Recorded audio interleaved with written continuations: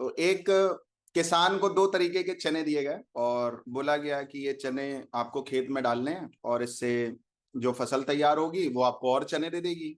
उसमें से फिर 10% 20% चना अलग कर लेना फिर से खेत में डालने के लिए, और 80% अपने बेनिफिट के लिए रख लेना। तो उसने दो खेत डिसाइड किए कि एक खेत में ये वाला इस प्रकार का चना डालेंगे और दूसरे खेत में इस प्रकार का चना डालेंगे। और ये भी बोला गया देखो किसमें ज्यादा उपज होती है। एक खेत में थोड़ा सा कम ध्यान दिया गया, चना डाल दिया गया, चना का पेड़ जो है वो निकल आया। दूसरे खेत में बहुत अच्छा प्रयास किया गया, जो भी सारे पैरामीटर्स थे कृषि के, फार्मिंग के सारे पैरामीटर्स को ध्यान में रखते हुए वहां भी चना डाला गया, लेकिन वहां पे एक अंकुरण तक नहीं आया। अंकुरण मतलब पता है ना, जो एक हल्का सा भी जब आप चने को रख दो घर में थोड़ा सा पानी वानी में डाल के तो हल्का सा वो उसमें अंकुरण निकल आता है ना, वो सबसे अच्छा बोला जाता है चना, प्रोटीन बहुत होता है उसमें। तो उसमें अंकुरण तक ही नहीं आया। ये हुआ कि भाई क्या कहाँ पे प्रॉब्लम हो गई। बाद में बहुत सर्च करने के बाद पता चला प्रॉब्लम ना तो खेत में थी ना तो किसान के प्रयास में थी, बल्कि जहां पे दाना निकल आया, जहां पे अंकुरण निकल आया, इवन अब वो चने का झाड़ भी तैयार होने वाला है, वहां पे इतनी मेहनत भी नहीं करी गई थी। इधर तो बहुत अच्छी मेहनत करी गई थी और आपको पता हो कि रिजल्ट्स नहीं आ रहे हैं, देखा देखी में तो और आदमी और मेहनत करता है, क्यों नहीं आ रहा, पानी कम है, कीड़े लग गए, क्या है। तो जब लास्ट में जो लास्ट मोमेंट आया तो उसमें पता चला प्रॉब्लम ना खेत में है, ना प्रयास में है, ना किसान में है, ना जमीन में है, कहीं प्रॉब्लम नहीं है। और कोई ऐसा बैक्टीरिया भी नहीं है जो लग गया, या जो बीज थे उनमें भी कोई खास कोई कीड़ा बीड़ा भी नहीं लगा था। बाद में बहुत रिसर्च करने के बाद पता चला वो जो चना जिससे फसल नहीं हुई वो भुना हुआ चना था। बहुत देर बाद जब रिसर्च हुई तो पता चला वो चना जो था वो भुना हुआ चना था। मैक्सिमम केसेस में क्या होता है मित्रों, हमारे बहुत सारे कोर्सेस स्टार्ट होने वाले हैं और मैं चाहूंगा आप हमसे अगर लाइव कोई भी कोर्स पढ़ना चाहते हैं तो हमारी टीम से कांटेक्ट कर लें। और मैं एक बात और बता रहा हूं, आप सबके लिए बहुत ही रीजनेबल प्राइस में हमने बहुत सारे कोर्सेज को लॉन्च किया। आप सब कहीं इधर पढ़े हो, कहीं उधर पढ़े हो, कहीं इधर पढ़ के आए हो, कहीं उधर पढ़ के आए हो, तो थोड़े भुन गए होगे, और जब भुन जाओगे तो अंकुरण नहीं आएगा। बात समझ आ रही है। कोशिश करो अपने आप को वो कच्चा चना रखो कि सुबह पानी में डाला गया और शाम को फूल के वापस, और फिर उसमें अंकुरण भी निकला है ना। तो वो चना जो होगा वो आपके भी मतलब का होगा, है ना, दूसरों को भी मतलब का होगा, और वो चने के अंदर इतनी क्वालिटी होगी, इतनी ताकत होगी कि वो एक पूरी की पूरी झाड़ पैदा कर सकता है ना। और लेकिन जो दूसरा वाला भुना हुआ चना होगा ना तो वो अपना हित कर पाएगा ना दूसरे का हित कर पाएगा। बात समझ आ रही है। तो अपने आप को एक कच्चा चना बना के रखिए पूरे सेशन में, और ये मेरा विश्वास है आप सबको लेकर के, और मेरा कॉन्फिडेंस भी है आपको ये साइंस बहुत अच्छी तरीके से समझ आ जाएगी। कोई रॉकेट साइंस नहीं है, कोई अलग नहीं है, कोई मेराइकल नहीं है, कोई एक्स्ट्रा कोई चीज नहीं है, बहुत इजी है। मुझे लगता है इससे बस आपको वो कच्चा चना बन के रहना, तभी मजा आएगा। ठीक है। जब भी केपी ज्योतिष की बात होती है, केपी ज्योतिष का मतलब कृष्णमूर्ति पद्धति, कृष्णमूर्ति जी ने इस साइंस पे बहुत काम किया। और परंपरागत जो हम शास्त्र पढ़ते आ रहे हैं जिसको हम पराशरी ज्योतिष बोलते हैं, उसी का एक रिफाइनरी वर्जन है। ठीक है, कि जिस पर काम किया गया कि मतलब अगर आप पराशरी को आज की डेट में पढ़ो तो काफी लेंदी हो जाता है प्रिडिक्शन करने में। ऐसा नहीं है कि वो साइंस आंसर नहीं कर सकती, बहुत अच्छे आंसर करती है, बल्कि उस साइंस के सारे टूल्स हर साइंस में यूज किए जाते हैं। हर साइंस केपी में बहुत यूज नहीं किया जाता, पराशरी की कुछ चीजों को लेके ही केपी का एक अलग ही फॉर्मेट बनाया गया है, उसके हिसाब से चलना पड़ता है। लेकिन कहने का मतलब ये है पराशरी ज्योतिष का ही एक रिफाइनरी वर्जन है जो केपी ज्योतिष के रूप में है। इसको प्रेडिक्टिव एस्ट्रोलॉजी भी कहते हैं। अगर किसी को फलित करना हो तो प्रेडिक्टिव एस्ट्रोलॉजी इसको कहा जाता है, और बहुत अच्छा साइंस है प्रेडिक्शंस करने के लिए। केपी ज्योतिष की एक और स्पेशलिटी है, आपका समय बहुत बचाती है और आपको एक्यूरेसी में लेके जाती है, बहुत एक्यूरेसी में लेके जाती है। कोई प्रेडिक्शन करनी है, कोई भी चीज करनी है, बहुत आपको एक्यूरेसी में लेके जाएगा, और बहुत ज्यादा भटकाती नहीं है कि ये भी कर लीजिए वो भी कर लीजिए ऐसे वैसे, मतलब 50 जगह आपका मेहनत बच जाती है जो पराशरी ज्योतिष में काफी करनी पड़ती है। बहुत एक्यूरेट रिजल्ट्स आते हैं। टाइमिंग ऑफ इवेंट पे किसी को काम करना हो, प्रेडिक्शंस करनी हो, तो one of the best. KP ज्योतिष बहुत ज्यादा राशियों पर बिलीव नहीं करती है, इवन मैं आपको राशि से इंट्रोड्यूस करूंगा। केपी ज्योतिष का बिलीव कॉम्बिनेशंस में नहीं है क्योंकि इनमें हाउसेस के कॉम्बिनेशन चलते हैं, लेकिन मैं आपको इंट्रोड्यूस करूंगा। केपी ज्योतिष के थ्रू एस्पेक्ट नहीं माने जाते हैं, लेकिन मैं आपको थोड़ा इंट्रोड्यूस करूंगा। ठीक है, क्योंकि उनकी हेल्प ली जाती है। एडिशनली एक दो और अपने पास टूल ऐसे होने चाहिए जो हमें और ज्यादा एक्यूरेसी के साथ मतलब कंफर्मेशन की तरफ लेके जाए। सबसे ज्यादा जो इसमें टूल यूज होता है, सबसे ज्यादा जिस चीज की भूमिका है केपी ज्योतिष जिस चीज के लिए जानी जाती है वो है भाव, हाउसेस। समझ आ रही है बात? भाव, जो कि बीएनएन में उसकी प्रिस्क्रिप्शन बहुत ज्यादा नहीं है, मतलब बीएनएन में वो बहुत कम पढ़ाया जाता है, पराशरी में पढ़ाया जाता है तो उतना डिटेल में नहीं पढ़ा। तो मतलब क्या हो गया, केपी ज्योतिष की जो मुख्य आधारशिला है वो क्या है, भाव, हाउसेस। मतलब सारी प्रिडिक्शन जो होनी है वो हाउसेस से होनी है। तो जब हाउसेस से सब चीज होनी है तो फिर हाउसेस को थोड़ा डिटेल में पढ़ना पड़ेगा, तब सारी चीजें समझ में आएंगी। बात समझ आ रही है?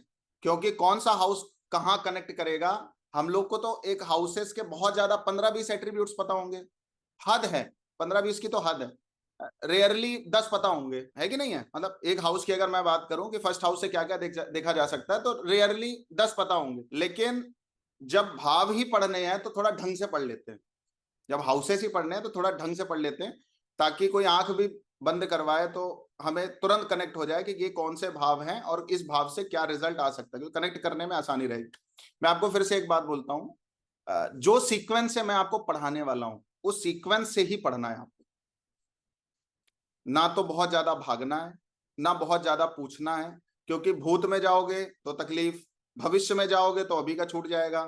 वर्तमान में रहिए, जो आपको पढ़ाया जाए बस उतने को समझिए, उतने की प्रैक्टिस करिए और नेक्स्ट वीक तक उसको प्रिपेयर कर लीजिए। मैं आपको इस तरह से पढ़ा दूंगा कि आपको ध्यान में सब रहेगा, बट एक बार आपका रिवीजन होना जरूरी है। ठीक है? कोशिश करिए जो चीजें आपको पढ़ाई जाए उनके नोट्स बनाइए हाथ से, उसके पीछे साइकोलॉजी है, बहुत बड़ी साइकोलॉजी है। आज भी जब गूगल कंपनी, माइक्रोसॉफ्ट कंपनी की जो कोर मीटिंग होती है, कोर मीटिंग मतलब समझ गए, जब बड़े पद वाले लोग बैठते हैं और वो सब तो टेक्निकली कितने अलर्ट हैं, वो तो बोलेंगे भी तो वो टाइप होता चला जाएगा, इस लेवल पे उनके पास है। वो टॉक भी करेंगे तो सब रिकॉर्ड होता चला जाएगा ना उनके पास, राइटिंग में इतना टेक्नोलॉजी उनकी एडवांस है।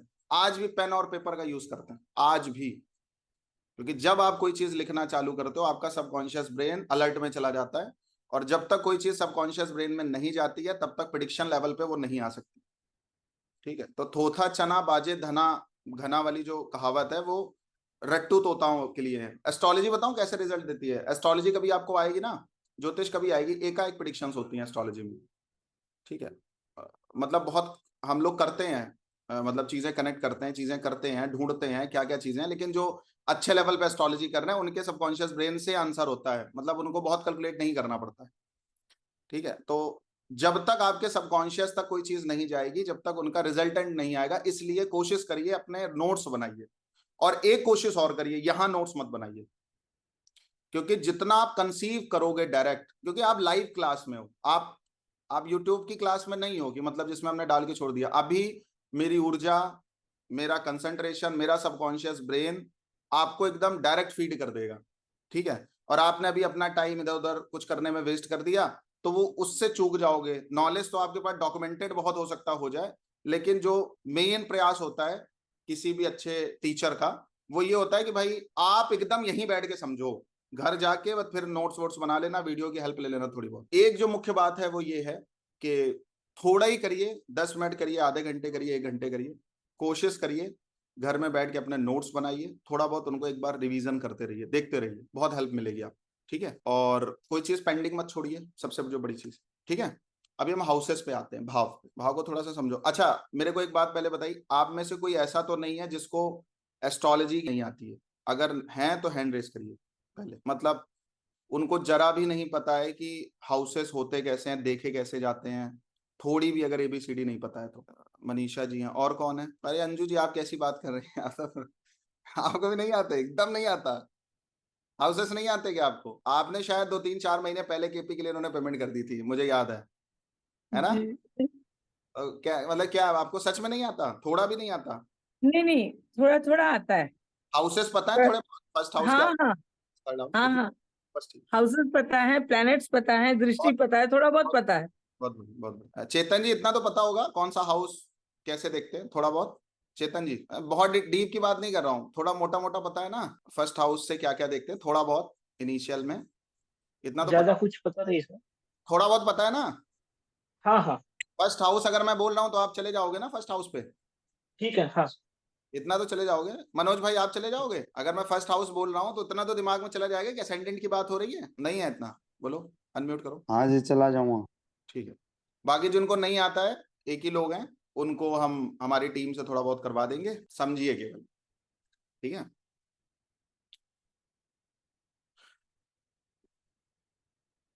फर्स्ट हाउस क्या होता है, पहले एक बार एक ब्रीफ करेंगे, केवल स्लाइडली ब्रीफ, कि आपको एक बार समझ आ जाए। ठीक है, उसके बाद डिटेल में जाएंगे, थोड़ा सा उसको और एलिब्रेट करेंगे। एक मेरी बात समझ लीजिएगा, इस वीडियो को अगर आपको नहीं समझ आ रहा है, कई बार देखना, क्योंकि बहुत एसेंस मिलेगा इतने से। ठीक है, तो फर्स्ट हाउस क्या है, जब आपका जन्म होता है, जब आप पैदा होते तो आपको क्या प्राप्त होता है, आपकी शरीर, जन्म के समय शरीर ही तो रहती है। उसके बाद कैसा शरीर प्राप्त होता है, जैसे माता पिता का है वैसा शरीर प्राप्त हो जाता है, जिसको रंग रूप कह सकते हैं। जैसे माता पिता की हाइट है वैसे हाइट मिल जाती है। ठीक है, अब कोई युगांडा में जन्म लिया है तो उसका वैसे होगा, कोई रसिया में जन्म लिया उसका वैसे होगा, कोई इंडिया में जन्म लिया उसका वैसे होगा। जैसे माता पिता होंगे वैसे बच्चे होंगे।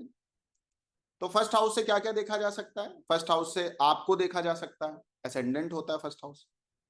फर्स्ट हाउस से रंग रूप देखा जा सकता है, आपकी बॉडी देखी जा सकती है, बॉडी का शेप देखा जा सकता है। समझ आ रही है।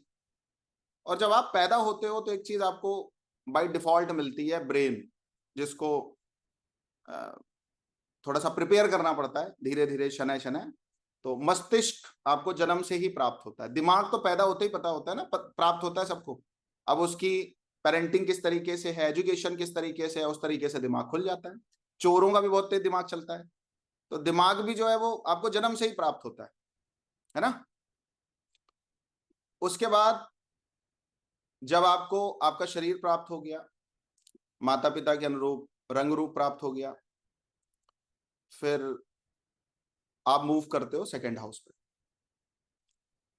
सेकंड हाउस क्या है, जैसे ही आपको ये सब चीजें, ये सब बाई बर्थ प्राप्त हो रही है ना, हाथ पैर बॉडी, उसका टोन क्या है, कलर क्या है, हाइट क्या है, ये सब जन्म डिसाइड कर देता है, आपका कर देता है। इसलिए ये सारी चीजें फर्स्ट हाउस से देखी जाती है। उसके बाद पैदा होते ही क्या होता है, चिल्लाते हो, भाषा, बोल चाल, भाषा। और भाषा से भी पहले आपको क्या मिलती है, दूसरी सबसे बड़ी चीज मिल जाती है, फैमिली, परिवार मिलता है। पहले आपको अपना शरीर मिला, ठीक है, उसमें शरीर में जितने उसके शरीर के फीचर्स हैं वो मिल गए, आपका ब्रेन मिल गया। तुरंत दूसरी जो चीज आपको मिल गई वो क्या मिली, फैमिली मिली। अब फैमिली जैसी मिली वैसी भाषा मिल गई। ऑस्ट्रेलिया में जन्म होगा तो ऑस्ट्रेलियन बोलोगे, यूएस में जन्म हुआ तो वहां की, कनाडा में जन्म हुआ तो वहां की, तो वहां की भाषा मिल गई आपको। और जितनी फैमिली के पास संपत्ति है तो वो आपको संपत्ति प्राप्त हो गई, जिसको हम एक्यूमुलेटेड वेल्थ बोलते हैं। आगे चल के वो उसको हम सेविंग्स भी बोलते हैं, बट हम बोलते हैं ना धन कुटुंब वाणी। तो आपको आपका परिवार, आपको आपकी लैंग्वेज, भाषा, है ना, और आपको एक फैमिली और एक्यूमुलेटेड वेल्थ। फैमिली की जो हैसियत है उतना धन मिल गया। अगर अंबानी के घर में कोई पैदा हो गया तो वैसे ही पैसा हो गया, तो बहुत छोटे घर में पैदा हो गया तो उस तरीके से पैसा हो गया। तो पैसा आपके जन्म से थोड़ा डिसाइड हो जाता है। ठीक है, कि मतलब आपकी जन्म के समय धन कितना था, वो सेकंड हाउस हो गया।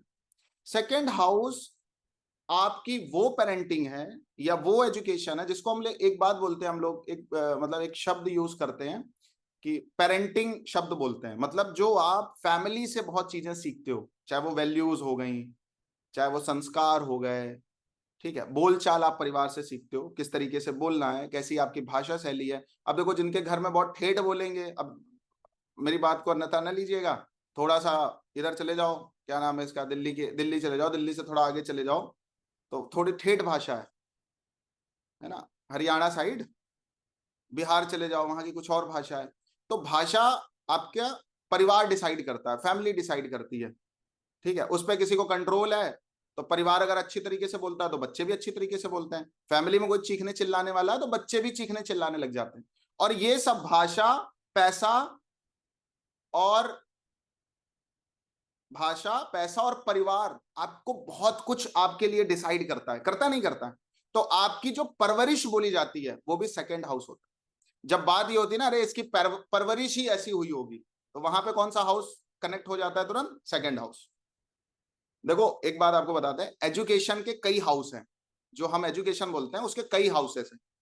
उसमें से जो परवरिश है, जो एक बेसिक रिक्वायरमेंट है एजुकेशन की, जो बेसिक डिमांड है एजुकेशन की, जिसकी वजह से व्यक्ति सरवाइव करता है, ठीक है, वो जो परवरिश नाम का शब्द है वो दूसरे भाव से देखा जाता है, क्योंकि वो मिलता घर से है, परिवार से मिलता है। बात समझ आ गई? और इतनी चीजें हम सेकंड हाउस से देखते हैं, ठीक है। फिर क्या होता है, जब बच्चे का जन्म हुआ तो शरीर मिला, बुद्धि मिली, वहीं से मिल जाती बुद्धि किसी।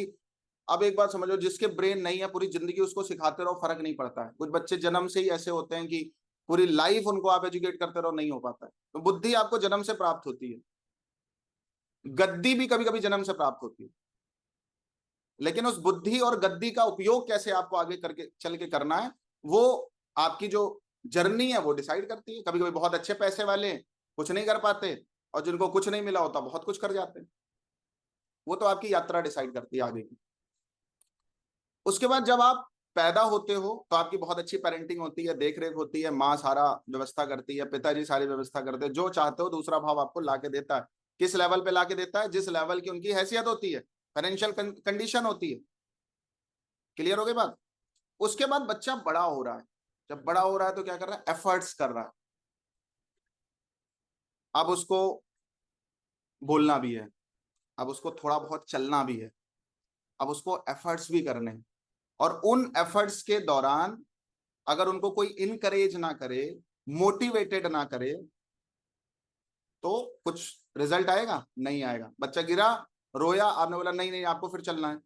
तो कई डॉक्टर्स ने एक रिसर्च में पाया कि जिन घरों में बच्चों को इनकरेज नहीं किया जाता है, मोटिवेट नहीं किया जाता, वो बच्चे चल भी नहीं पाते। तो वो चाहता है चलना, एफर्ट्स करना चाहता है। उसके बाद क्या है, जब बच्चा, देखो पहले क्या होता है, जब पैदा होता है तो हॉस्पिटल में रहता है या एक सिंगल कमरे में रहता है। थोड़ा बड़ा होता है तो पूरे घर में घूमता है।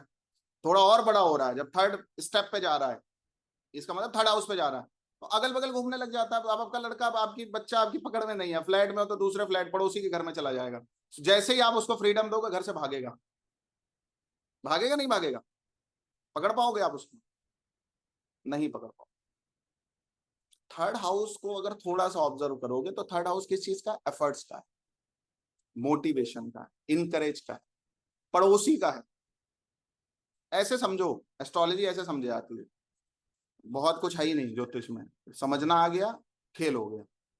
और जो मैं आज की क्लास आपकी आपकी ले रहा हूं, ये क्लास लास्ट क्लास तक को रिलेट करवाएंगे इसी को।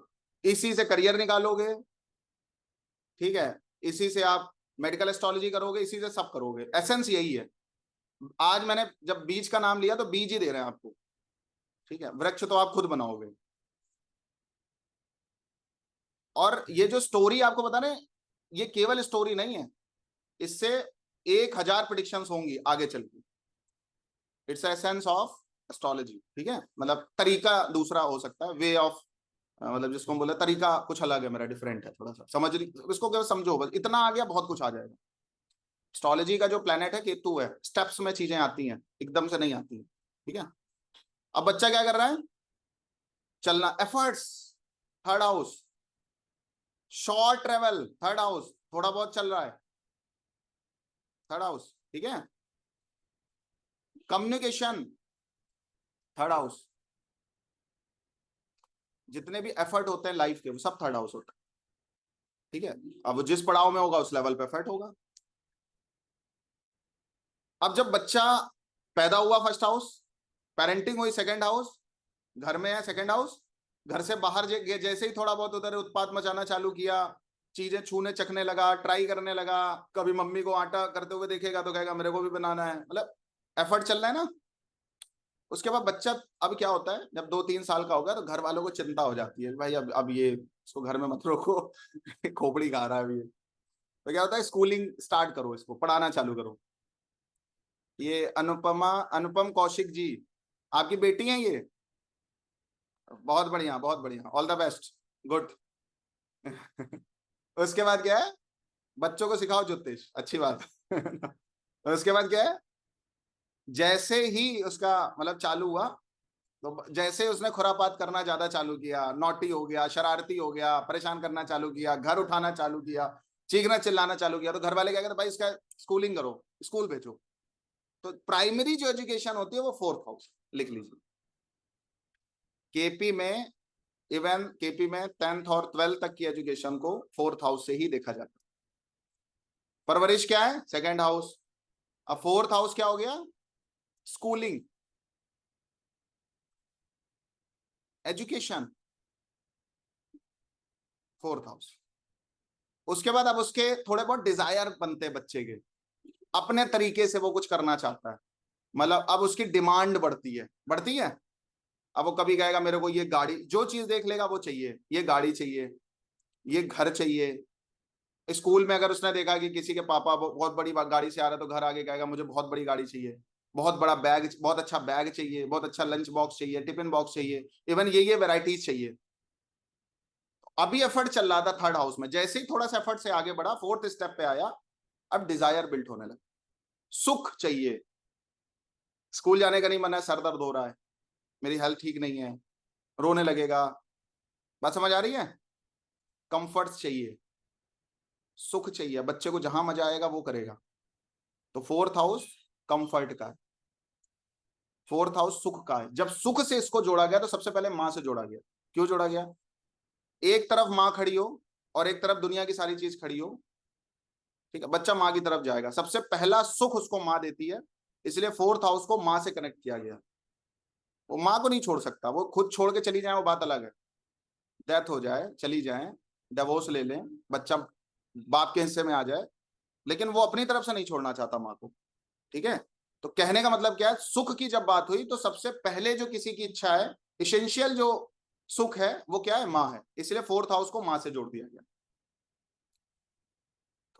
4th हाउस से क्या क्या देखते हैं? मदर को देखते हैं। 4th हाउस से किसको किसको देखते हैं? हमारी प्राइमरी एजुकेशन को देखते हैं, एजुकेशन को देखते हैं, बेसिक एजुकेशन को देखते हैं। इवन 10th तक और 12th तक की एजुकेशन 4th से ही देखी जाएगी यहाँ पे, ठीक है। सुख बढ़ रहे हैं इसलिए कंफर्ट्स, लग्जरी, हाउस, व्हीकल, क्योंकि खिलौने खरीद रहा है, खिलौने में सबसे ज्यादा व्हीकल्स होते हैं, व्हीकल, सब 4th हाउस से देखा जाए। जितने भी प्रकार की सुखाकांक्षा है, डिजायर्स हैं या मेटेरिस्टिक चीजें हैं, सब 4th हाउस।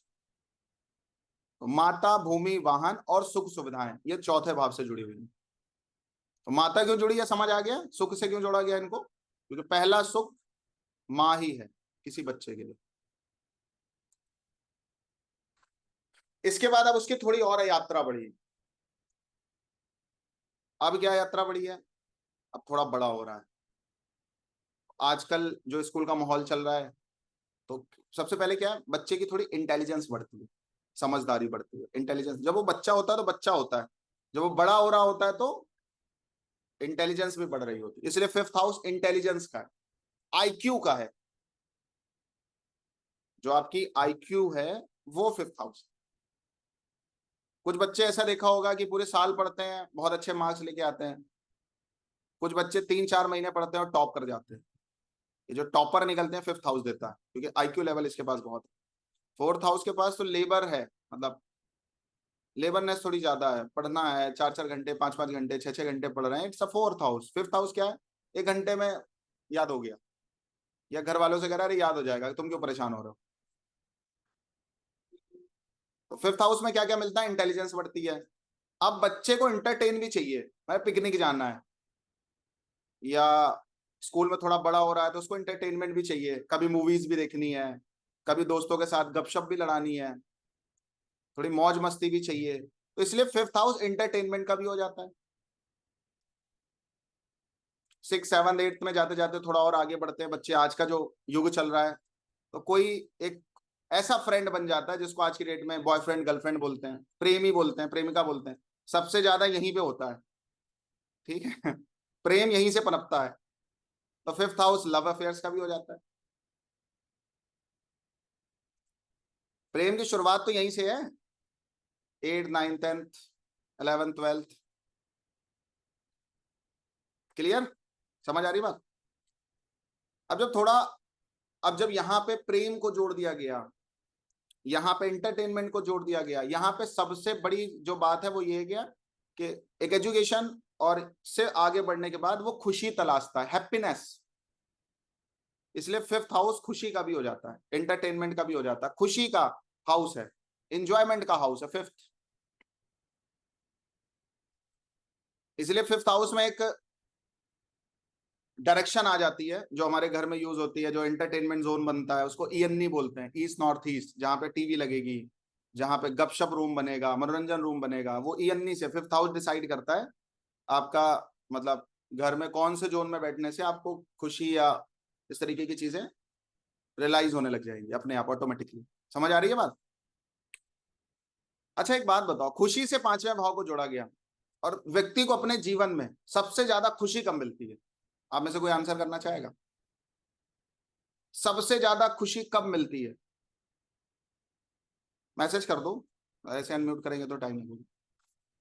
जो भी आपको थोड़ा बहुत आता है। यस, संतान। जब पहला बच्चा कभी होता है, चाहे वो लड़की हो चाहे वो लड़का हो, उससे ज्यादा प्रसन्नता कभी नहीं होती। इसलिए फिफ्थ हाउस को चाइल्ड से भी जोड़ दिया गया, प्रोजनी से जोड़ दिया गया, संतान से जोड़ दिया। क्लियर? हाउसेस समझ आ रहे हैं? आराम से तसल्ली से, बहुत जिनको नहीं आता वो भी आराम से समझ लो। Yes, first child is fifth house. अब बच्चे की स्कूलिंग चल रही है, तो पढ़ते पढ़ते 12th तक पढ़ लिया सपोज, फिफ्थ हाउस, एंड मनोरंजन चल रहा है, सब कुछ चल रहा है, लेकिन एक लिमिट है ना एंटरटेनमेंट की। अब एंटरटेनमेंट एक लिमिट तक किया, अब उसके बाद क्या करना है? कुछ को जॉब करनी है तो सिक्स हाउस जॉब का है, कुछ को कंपटीशन करने हैं, आईआईटी का एग्जाम देना है, नीट का एग्जाम देना है, यूपीएससी का एग्जाम देना है, किसी तरह की एग्जाम करना है, तो फिर सिक्स हाउस किसका है? House of competition. तो जब हाउस ऑफ कंपटीशन की बात आ गई है, तो कंपटीशन कितना भी, अगर कोई चुनाव भी लड़ रहा है तो वहां भी कंपटीशन आ गया। तो यहाँ पे तीन चीजें होंगी, पढ़ने के बाद तुरंत किसी को नौकरी करनी होती है, 12th कंप्लीट होने के बाद कुछ लोग नौकरी करने चले जाते हैं, इसलिए सिक्स हाउस जॉब, या जॉब के लिए प्रिपरेशन करते हैं, six house is preparation also, competitive exams. Clear? और कुछ नालायक निकल जाते हैं, उनको भी लड़ाई करना है, झगड़ा करना है, दो चार केस अपने ऊपर लेना है, ठीक है, फिर अगर कॉलेज ज्वाइन किया तो वहां चुनाव भी लड़ना है, होता है नहीं होता है, किसी का कॉलर भी पकड़ना है, एक दो चार केस भी अपने ऊपर लेने हैं, गुटबाजी भी करनी है, मारपीट भी करनी है, ये भी होता है ना। तो सिक्स हाउस इन सारी चीजों का है। और कौन ये सब चीजें नहीं कर पाता है? अगर कोई डिसीज हो गई तो नहीं कर पाएगा, इसलिए सिक्स हाउस डिसीज ऑल्सो। अभी मैं एक एक हाउस को समझा रहा हूं, अभी एक एक हाउस का डिस्क्रिप्शन देंगे, तब आप ये चीजों को और अच्छे से कनेक्ट करो, क्योंकि अब पहले डिस्क्रिप्शन दे देता है तो आपको ये लगता है कि सर ये चीजें आ कहां से रही हैं। अभी जिस हिसाब से हम चल रहे हैं, एक हमने फ्लो बना दिया, अब जब हम बोलेंगे कोई चीज तो आप रिलेट कर जाओगे कि भाई यहां से ये चीज क्यों देख रहे हैं। और जब तक एस्ट्रोलॉजी में रिलेट करना नहीं आएगा तब तक ज्योतिष नहीं आए, क्योंकि वही एक भाव 100 चीजों को लेके चल रहा है, और 100 चीजें पढ़ाई नहीं जा सकती, कुछ तो अपना भी ब्रेन आगे चल के लगाना पड़ेगा, नहीं लगाना पड़ेगा। इसलिए मैं आपकी जो मतलब आपको आपके जो ब्रेन की नसें हैं ना, नर्व्स हैं, उन पर चोट कर रहा हूं, ताकि आप खुद से हाउसेस डिजाइन करो। कोई भी ऐसी सिचुएशन आपके सामने आए तो आपको खुद समझ आ जाए, आपको रिलेट कर लो कि भाई इनसे और क्या क्या देखा जा सकता है। क्लियर है? समझ आ रही है? तो सिक्स हाउस क्या लफड़ों का भी है, तो हम यहां से देखते हैं। तो फिफ्थ हाउस से क्या देखते हैं? चाइल्ड देखते हैं, एजुकेशन देखते हैं, आईक्यू लेवल देखते हैं, सॉरी लव अफेयर से देखते हैं, एंटरटेनमेंट देखते हैं, और एक सबसे बड़ी चीज यहां से देखी जाती है, स्टॉक मार्केट। अब जब मैं अभी वेल्थ पढ़ाऊंगा आपको, तो वेल्थ में बताएंगे कौन से हाउस से कैसा पैसा आता है। और इस हाउस से एक का एक पैसा आता है, पांचवा भाव। जैसे लॉटरी में पैसा मिल गया, केबीसी से पैसा मिल गया, कुछ ऐसा हुआ कि मतलब कल्पना से बाहर की चीज से पैसा आ गया। फिफ्थ हाउस, जब फिफ्थ हाउस किसी को पैसा देता है तो अचानक पैसा देता है, एकदम से पैसा आ जाएगा, मतलब घर वाले सोच रहे थे तो खत्म है, और पता चला अगले दिन आप बीएमडब्ल्यू, मर्सिडीज, 2 करोड़ का बंगला वो बना लिया आपने। ये फिफ्थ हाउस, ये इतनी पावर केवल पंचम भाव में है। इसलिए पंचम भाव वाला अपनी लाइफ में, अब मैं अब बाद में बात करूंगा इस विषय, ठीक है, बहुत डिटेल में जाएंगे।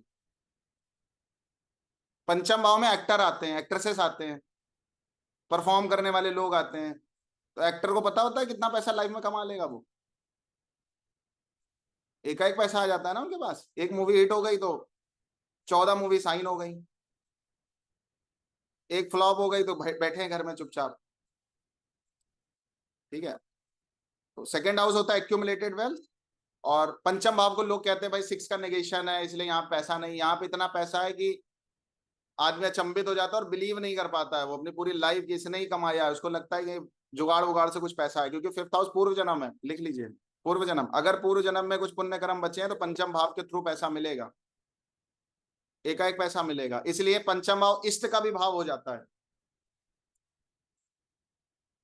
इष्ट का भाव अगर पूर्व जन्म में कोई लिखा पढ़ी नहीं है तो इष्ट कृपा से बहुत धन मिल सकता है। इसलिए ज्योतिषियों की सबसे ज्यादा जो प्रयास होता है, कभी मैं 1-2 घंटे का सेशन करूंगा, मेरा मन है इष्ट पे केवल, थोड़ा उसको और एलिब्रेट करेंगे कभी। अभी आपके सेशन में नहीं होगा क्योंकि क्लास चली जाएगी आपकी। पंचम भाव आपके इष्ट का भी है। जब इष्ट किसी पे अनुकंपा कर देता है उसके पास भी अपने आप पैसा आ जाता है, कृपा का पैसा आता है उसके पास। फिफ्थ हाउस अर्न करने से नहीं आता, या तो कृपा से आता है या पूर्व जन्म का पूंजी है ये।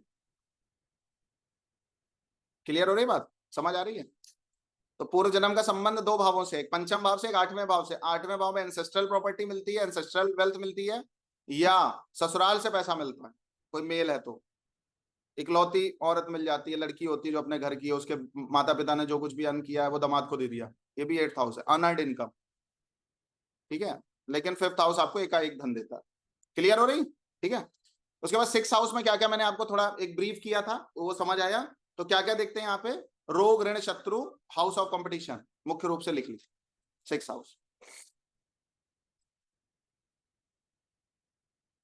ठीक है, अब क्या होता है, जो हाउस ऑफ कंपटीशन में निकल गया उसका भी नाम हो जाता है, लोग जान जाते हैं। कोई चुनाव जीत गया तो वो भी पब्लिक पर फिगर बन जाता है, बन जाता है। कोई जॉब आपने निकाल लिया तो भी लोग जान गए। ठीक है, हो गया नहीं हो गया? तो अब 7वां भाव, तो बेटा अगर नौकरी लग गई एक समझने की भाषा में, अगर नौकरी लग गई तो घर वाले क्या ढूंढते हैं? स्पाउस। अब नौकरी लग गई बेटा, अब शादी तुरंत तत्काल, अब नहीं, अब वेट नहीं। क्लियर? कंपटीशन निकल गया तो आपकी डिमांड बढ़ गई, इसलिए 7th हाउस डिमांड। अब बेचारा किसी लायक नहीं बचा तो क्या करते घर वाले? भाई बिजनेस कर लो, या इन चीजों में इंटरेस्ट नहीं रहा, 6th हाउस से रिलेटेड चीजों में इंटरेस्ट नहीं रहा तो वो बिजनेस में आए। तो 7th हाउस पार्टनर का है। कौन से partner? Business partner and life partner.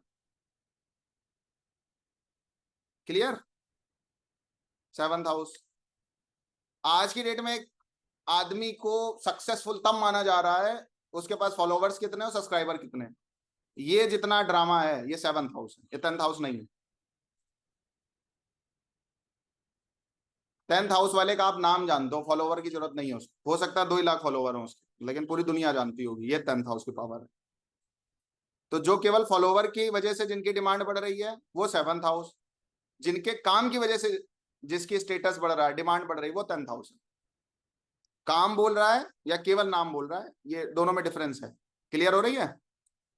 तो जिनको जिनके काम की वजह से जाना जाता है वो 10th हाउस वाले लोग होते हैं। जिनको नंबर्स ऑफ पीपल की वजह से जाना जा रहा है, पब्लिक फिगर के रूप में जाना जा रहा है, वो 7th house. Clear? 7th house business का है, बिजनेस पार्टनर का है, लाइफ पार्टनर का है। और 7वें भाव को मार्केश भाव भी बोलते हैं। वो क्यों बोलते हैं अभी आगे बताएंगे। और दूसरे भाव को भी मार्केश भाव बोला जाता है। ठीक है, समझ आ गई इतना डिस्क्रिप्शन? अभी और डिटेल में जाएंगे, अभी इतना समझो। अब शादी के बाद क्या आता है? संकट आता है। आदमी कहता है भाई शादी नहीं किए थे तभी ठीक थे विवाह के बाद तो परेशानी आएगी, चेंज होगा। सबसे पहले तो चेंज हो गया, चेंजमेंट इज 8th हाउस। जिनकी सही चल रही है उनका तो बढ़िया भाई मौज है, और जिनकी नहीं सही चल रहे वो डिप्रेशन में बेचारे चले जाते हैं। 8th house is stress, 8th house is anxiety, depression, tension. वैसे 6th हाउस है, नौकरी की टेंशन है, कंपटीशन नहीं निकल रहा उसकी टेंशन है। लेकिन 8th हाउस क्या है? और रोग है छोटा मोटा, कोई सर्दी गर्मी जुकाम, थोड़ा मोड़ा दवा से रिकवर हो जा रहा है। लेकिन यहाँ पे 8th हाउस में क्रॉनिक डिसीज आ जाती है, पेन, जितने भी प्रकार के कष्ट बोले गए हैं वो सब 8th हाउस। सेक्रेटिव हाउस है थोड़ा सा। क्यों सेक्रेटिव हाउस है? पहले के टाइम पे हमारे पुरखे मटके में पैसा रख के जाते थे, जमीन के अंदर गाड़ के चुपचाप रखे रहते थे। इतना शो ऑफ नहीं था पहले। पहले तो पता भी नहीं चलता था, मरने के बाद तकिया के नीचे से पैसा निकलता था। मैंने कुछ ऐसे दृश्य देखे हैं। समझ आ रही बात? हिडन वेल्थ, 8th हाउस आज भी, अब बात की बात है, छोड़ो, ठीक है। 8th हाउस क्या है? प्रॉब्लम। 8th हाउस क्या है? पेन। 8th हाउस क्या है? स्ट्रेस। 8th हाउस क्या है? चेंज। 8th हाउस क्या है? क्रॉनिक डिसीज या operational disease, inheritance, ancestral, dowry, ये सब सारी चीज जो बिना कमाए आपको प्राप्त हो जाए। 8th house. 8th के बाद जब आप पेन आता है, दुख आता है, कभी तकलीफ आती है, परेशानी आती है, तो कहाँ भागते हो? भगवान की तरफ, धर्म की तरफ, अध्यात्म की तरफ भागते हो। 9th हाउस धर्म, सत्कर्म। अभी तक जो जाना सीखा पढ़ा उससे सेटिस्फाई नहीं हो तो फिर कुछ पढ़ने के लिए आगे भागते हो। Higher education is 9th house. तो इससे काम नहीं चल रहा, डिग्री से केवल काम नहीं चल रहा, अब कुछ बड़ी डिग्री चाहिए, है ना। तो फिर आदमी 9th पे स्विच करता है। और जब घर में ऊब जाता है, बहुत स्ट्रेस होती है, बहुत टेंशन होती है, तो क्या करता है? चेंज चाहता है, यात्रा करना चाहता है, घूमना टहलना चाहता है। Long distance travel 9th house.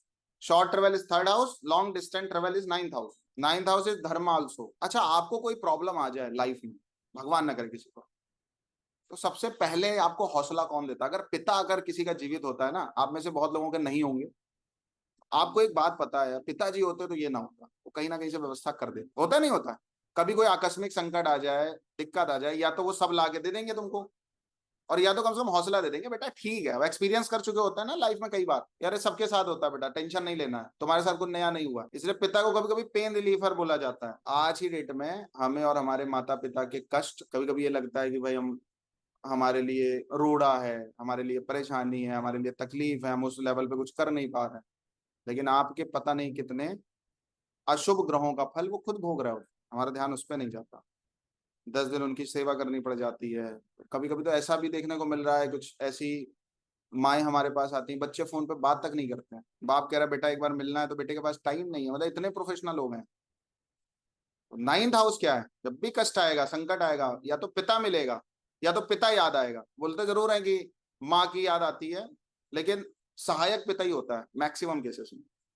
इसलिए 9th हाउस पिता का है, 9th हाउस मोटिवेटर का है, काउंसलर का है, 9th हाउस इज पेन रिलीफर, एक तरीके से कह सकते, ठीक है। तो guiding, higher education, long distance travel, consultancy, spirituality, dharma, guru, religious guru, etcetera, 9th house and father also. Clear? चलो सब कुछ तुम्हारा बैलेंस हो गया, पूजा पाठ सब कुछ भगवान की कृपा हो गई, अब क्या चाहिए? अब चाहिए स्टेटस, अब चाहिए नाम। अब जो यहाँ तक पहुंच गया, अब उसको क्या चाहिए होता है भाई? सब कुछ अगर सही चल गया तो नाम चाहिए, रिकॉग्निशन चाहिए, अचीवमेंट्स चाहिए, अवार्ड्स चाहिए, चाहिए नहीं चाहिए? बहुत अच्छा पढ़े लिखे हो, नौकरी अच्छी चल रही, सब कुछ, भाई लाओ अवार्ड दो, अचीवमेंट्स दो, प्रमोशंस दो। तो 10th house promotion, 10th house career, profession. Profession अब देखो 9 से 10th जुड़ा है, आपका करियर 9th हाउस डिसाइड कर रहा है, कितनी पढ़ाई है उस हिसाब से पोजीशन मिलती है। बहुत टैलेंटेड लोग हैं पूरी दुनिया में, डिग्री नहीं है तो पोजीशन नहीं मिलती। डिग्री की इंपॉर्टेंस तब समझ में आती है जब आपको कोई पोजीशन लेनी होती है। मैं बात गलत तो नहीं बोल रहा, आप सब कॉर्पोरेट में काम करने वाले लोग हैं मैक्सिमम केसेस में, या तो अपनी नौकरी में सीईओ बन जाओ, अपनी अपनी कोई कंपनी खोल के। और अगर नौकरी में आपको पद चाहिए तो एजुकेशन बहुत काम आती, आती नहीं आती? आज ही प्रमोशन लेना होता है आईटी वालों को, तो दिखाते हैं सर ये 2 कोर्स कर चुके हैं हम, इसके बिहाफ पे दीजिए प्रमोशन, ठीक है। तो 10th हाउस इन चीजों का है, किसका है? करियर का है, स्टेटस का है, प्रोफेशन का है, स्टेटस का है, रिकॉग्निशन का है, अवार्ड्स का है, आपके बॉस का है, पिता से आगे की चीज। मैं पहले तो 10th हाउस में, 10th हाउस को भी पिता से कोरिलेट किया जाता था, बट 10th हाउस बॉस का होता है। तो या जिनको जिनके जिनको 10th हाउस का बहुत बेनिफिट लेना होता है वो बॉस ही बनते हैं, सीईओ बनते हैं किसी कंपनी के, आईएएस ऑफिसर्स बनते हैं, पीसीएस ऑफिसर्स बनते हैं। बिना 10th हाउस के सपोर्ट के आप बड़े पदों पे नहीं जा सकते। और उससे भी बड़ा पद देता है 9th हाउस, सचिव बनाता है। 10th हाउस के तो हल्ला मचा रहता है, 10th house 10th house 10th house. एक आईएएस जब सचिव बनता है तो उसकी वैल्यू बहुत होती है नहीं होती? वो 9th हाउस बनाता है, 10th नहीं बनाता। जब वो मार्गदर्शन की कैटेगरी में जाता है, ऐसे नहीं ऐसे डिसीजन लेने, ये नहीं ये करना है, वो सचिव बनता है जब, तो वो 9th हाउस उसको आगे लेके जाता है। 10th हाउस आपको रिकॉग्निशन दे देगा, नाम दे देगा, बड़ा पद दे देगा, लेकिन फिर भी आपसे आपके अंडर, आपको किसी के अंडर में काम करना पड़ेगा। लेकिन 9th हाउस आपको, आपके अंडर में बड़े बड़े लोग काम करते हैं। अब प्रधानमंत्री को भी मानना पड़ता है अपने सचिव की बात, माननी पड़ती है कि नहीं माननी पड़ती? माननी पड़ती है ना। तो देश कौन चलाता है? देश वो आईएएस ऑफिसर्स चला रहे हैं जो बहुत ब्रिलियंट होके आगे बढ़ चुके हैं। 9th हाउस वाले देश चला रहे हैं। नेता तो आते जाते रहते हैं। क्लियर हो रही है बात? समझ आ रही है कुछ थोड़ा बहुत? तो ये 10वां भाव। अब जब पद मिल गया, चीजें मिल गई, तो अब सोशल रिस्पॉन्सिबिलिटी भी बढ़ती है। लोग बुलाते हैं, भाई आप आ जाओ, इनको अवार्ड मिला, इनको बुला रहे हैं। मतलब नामी लोगों को समाज बुलाना पसंद करता है ना। आपके घर में भी आप किसको बुलाना पसंद करते हो दिल से? सच पूछो तो मतलब वो बात अलग है कि मतलब मुंह बना के भी कुछ लोगों को बुलाना पड़ता है, लेकिन अब कोई स्टेटस वाला आता है उसके घर में कार्ड डार्ड लेके जाते हो ना। तो जब ये सब चीजें आती हैं फिर सोशल सर्कल, 11th हाउस। फिर यार दोस्त यार बनाने के मन करते हैं। तुम्हारी लाइफ में लफड़े चल रहे हो, दोस्त दोस्त वो समझ में नहीं आते। हाँ मौके पे समझ में आएंगे, कोई मुसीबत है, तकलीफ है, लेकिन घूमना है, टहलना है, दोस्ती करनी है, फन करना है, मौज मस्ती थोड़ी करनी है, कब याद आते हैं? 11th house. ज्यादातर बुढ़ापे में दोस्त याद आता है। जब तक सब कुछ सही चल रहा होता है तब तक दोस्त नहीं याद आता है, वो भी अपनी लाइफ में बिजी है। बात समझ आ रही है? 11th हाउस क्या है? Friend circle, social circle. और आपका टर्नओवर भी 11th हाउस से देखा जाता है। आपका कंपनी का टर्नओवर क्या है, आपकी इनकम क्या है, इनकम का टर्नओवर क्या है, प्रॉफिटेबिलिटी क्या है, 11th house. Dzire 11th house. अब जब बहुत पैसा आएगा 11th हाउस, तो बहुत खर्चा भी बढ़ेगा, 12th हाउस।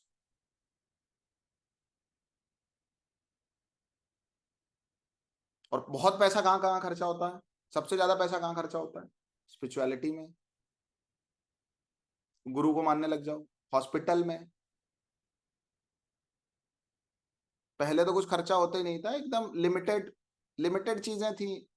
घर में एक लिस्ट बनती थी, कितना साबुन चाहिए, कितना मंजन चाहिए, कितना क्या चाहिए। अभी चले जाओ शॉपिंग मॉल में, 15-50 चीज और लेके चला आता आदमी, यार ये भी ले लें, ये भी ले लें, ये भी ले लें। अनयूजफुल। मॉल्स जितने वो 12th हाउस है।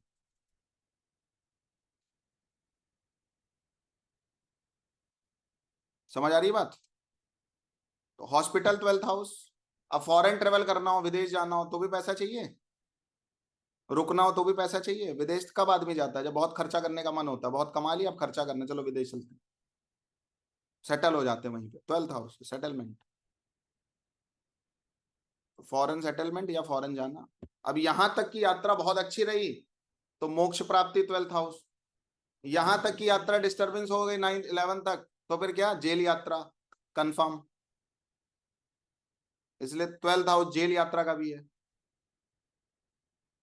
मुकदमा 6th हाउस है अजय जी। क्लियर हो रही बात? समझ आ रहा है? तो 12th हाउस से इतनी चीजें देखी जाती, और भी बहुत कुछ है।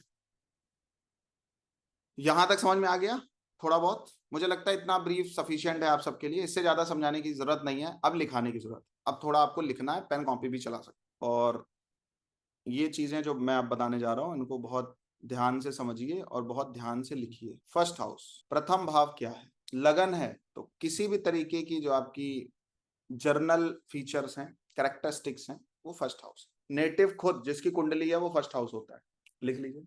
तो आपका जो physical appearances, complex shape, head, ये फर्स्ट हाउस।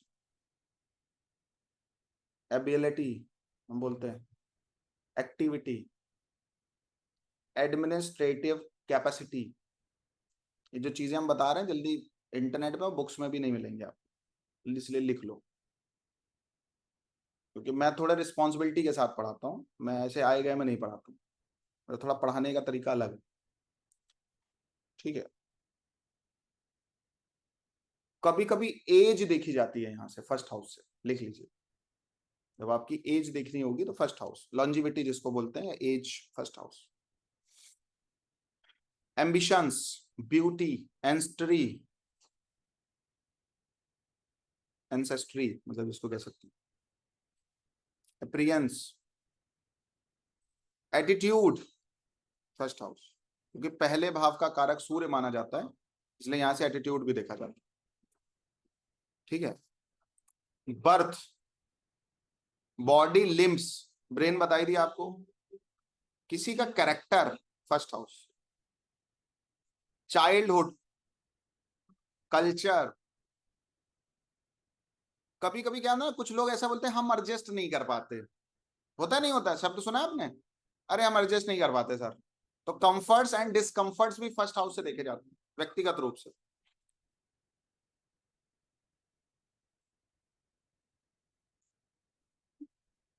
देखो, थर्ड हाउस क्या है, जब कोई दूसरा आपको करेज करेज दे रहा है, लेकिन करेज दिया है उसी को जा सकता है ना, मोटिवेशन उसी को मिले, जिसके अंदर करेज हो उसी को तो करेज दे पाओगे। मैं एक बार बताओ, हारे हुए व्यक्ति को, थके हुए व्यक्ति को, खत्म हुए व्यक्ति को आप कितना मोटिवेशन दे दो, करेज दे दो, कुछ कर पाएगा? तो जो करेज है वो फर्स्ट हाउस भी है। देख के, सुन के, करते हुए देख के जो करेज आपको बीच बीच में मिलता है, जैसे हनुमान जी के अंदर तो था ना करेज। जामवंत जी ने क्या किया था, अवेयर किया था उनको।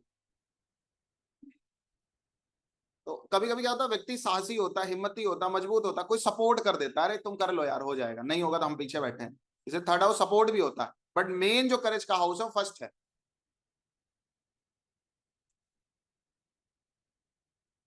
Cast and community, first house.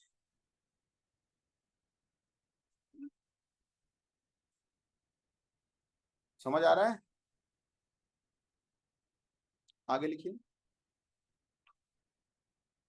Characteristics और मार्क्स, डिग्निटी, ड्रीम्स, ये सब चीजें, ड्रीम ड्रीम भी एटीट्यूड में आ जाता है, कि मतलब एम्बिशियस में ही आ जाता है ना ये सब, सपना क्या देख रहे हो। आगे लिखिए।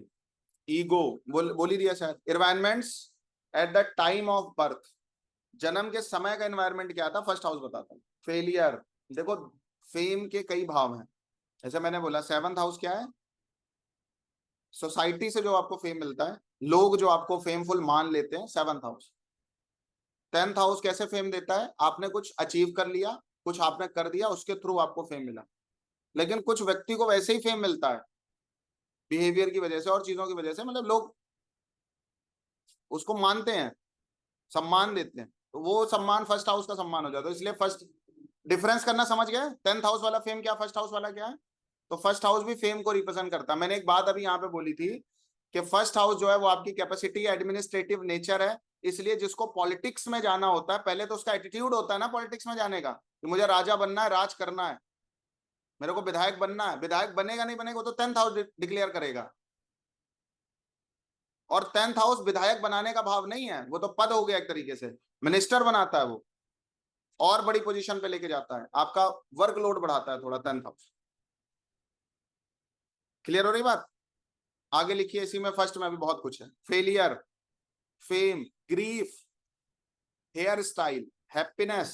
कौन सी हैप्पीनेस, खुद से अगर कोई प्रसन्न है। देखो पांचवा भाव क्या है, हैप्पीनेस ढूंढनी पड़ रही है, खुशी ढूंढनी पड़ रही है, कभी प्रेमिका के साथ, प्रेमी के साथ खुशी मिल रही है, कभी टीवी चलाने के बाद खुशी मिल रही है, कभी किसी एक्टर एक्ट्रेसेस को देखने के बाद खुशी मिल रही है, कभी, मतलब जो फिफ्थ हाउस की खुशी है वो कुछ किसी ना किसी मेटेरिस्टिक चीज से जुड़ी हुई है। लेकिन फर्स्ट हाउस की खुशी क्या है, सेल्फ हैप्पीनेस है। कुछ होते नहीं, कुछ लोग ऐसे ही खुश रहते हैं, उनको सब लगता है, पानी भी लग जाता है कभी कभी। Hair style, head, health, first house. Height, honesty, honour and dishonour दोनों। एक शब्द आपने सुना होगा, identity, first house.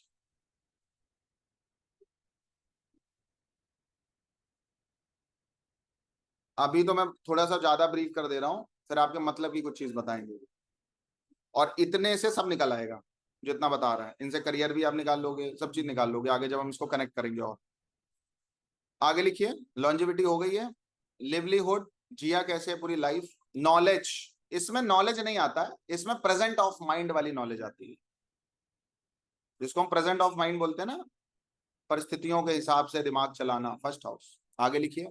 Mentality, native place, physical constitution, physique, pride, purpose of life, first house. ठीक है। Recovery from illness, recovery from illness.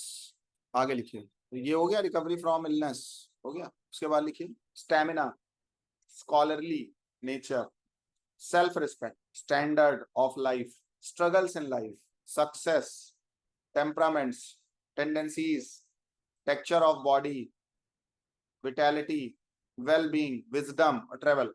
Travel कौन सा? एक हम शब्द पूछते हैं भाई तुम्हें घूमना कहाँ पसंद है, वो फर्स्ट हाउस होगा, पसंद की जगह पे घूम। ठीक है, समझ आ रहा है? इतनी चीजें फर्स्ट हाउस से देखते हैं, उन्हीं से सब कनेक्टेड है, जितना मैंने आपको अभी थोड़ा ब्रीफ किया था उनसे ज्यादा कुछ नहीं।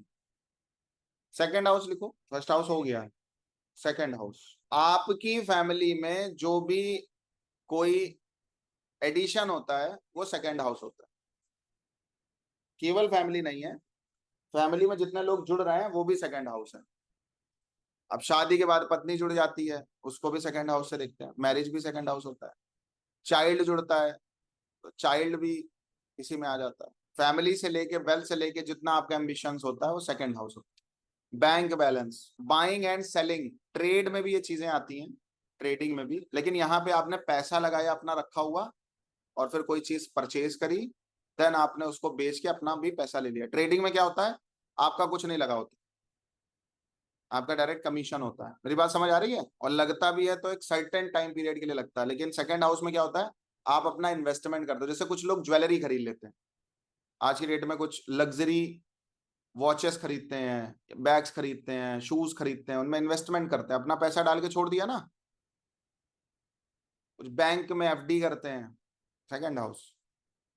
मतलब आपने अपना पैसा चाहे अकाउंट में रखा हो, चाहे ऐसी जगह पे आपने डाल दिया हो कि आगे चल के महंगा होगा तो बेच देंगे, और नहीं तो बैंक में ही क्या करेगा। वो सारी चीजें जो खरीदी बेची जाती हैं सेकंड हाउस। ऐसे कोई बिजनेस करना हो, बिजनेस आइडिया हो, वो भी सेकंड हाउस। सेकंड हाउस में जो बिजनेस आता है मैक्सिमम केसेस में फैमिली बिजनेस आ जाता है। चैरिटी इसमें आती है, क्योंकि जब आपके पास, आप दान पुण्य कब करते हो, जो आपकी जेब में होता है कुछ तभी तो करते हो। और कभी नहीं बोला गया है कि कोई पूजा पाठ करनी, कोई दान करना कर्जा लेके करो, कभी नहीं, कोई कोई पंडित नहीं बोलेगा आपको। अगर कोई बोल भी रहा है तो उसको मतलब वहां से खिसक जाओ सबसे पहले क्योंकि उसको जब चैरिटी की भाषा ही नहीं पता है। दान कब देते हो भाई, मतलब किसी लड़की की शादी में, और कितना देते हो, किस प्रकार से देते हो? जितना बैंक में होता है तभी देते हो ना, तो कट जाते हो भाई, अभी हम नहीं है मेरे पास। जो भी चैरिटी होती है वो सेकंड हाउस होता है, लोग ट्वेल्थ हाउस भी बोलते हैं। ट्वेल्थ हाउस कब होता है, जब आप उसमें इन्वेस्ट कर रहे हो, चैरिटेबल ट्रस्ट आपने कोई बना लिया, कुछ कर लिया। चीक्स, चिन, आप थोड़ा बताएंगे। क्लोथ्स भी आते हैं सेकंड हाउस। अब इनमें जितनी चीजें बता रहे हैं, इन चीजों से पैसा भी आ सकता है, ये भी ध्यान रखना। तो मैंने कहा फर्स्ट हाउस, अब आगे चल के आप अभी पढ़ोगे सेकंड सीएसएल क्या होता है, उसमें फर्स्ट हाउस आ रहा हो। पहले मेंटल एटीट्यूड तो अपना बनाओ कि हम पैसा कमा भी सकते हैं, थोड़ा एम्बिशियस तो बनो, पैसा कमा भी सकते हैं। समझ आ रही है कुछ बात? एम्बिशियस ही नहीं हो, अपना कुछ स्टैंडर्ड ही नहीं सोच रखा है कि भाई मेरे को क्या स्टैंडर्ड चाहिए। मैंने बोला ना आपका स्टैंडर्ड फर्स्ट हाउस है, जिस जगह पे आप रह रहे हो, जहां आपका जन्म हुआ है, वो स्टैंडर्ड आपका फर्स्ट हाउस है। जब आप ये सोच ही नहीं पा रहे हो कि भाई मेरे को इस स्टैंडर्ड से, बिहार में और किसी जगह पे आदमी सोचता है ना एक बार कि यार मेरे को इस जगह पे तो नहीं रहना है, कुछ भी हो जाए कहीं रह लेंगे, यहाँ नहीं रहेंगे। First house. तो कभी आपको पहला भाव पैसा देगा, बिना एटीट्यूड मेंटेन किए, बिना एम्बिशियस मेंटेन किए, बिना फिजिक पे काम किए आपको पैसा नहीं आएगा, कभी नहीं आएगा, पूरी लाइफ नहीं आएगा। फिजिक पे काम करना पड़ता है आपको, आपके एटीट्यूड पे काम करना पड़ता है। अरे आज नहीं आएगा कल आएगा, करेंगे ना उसके लिए मेहनत, बनाएंगे ना वैसा।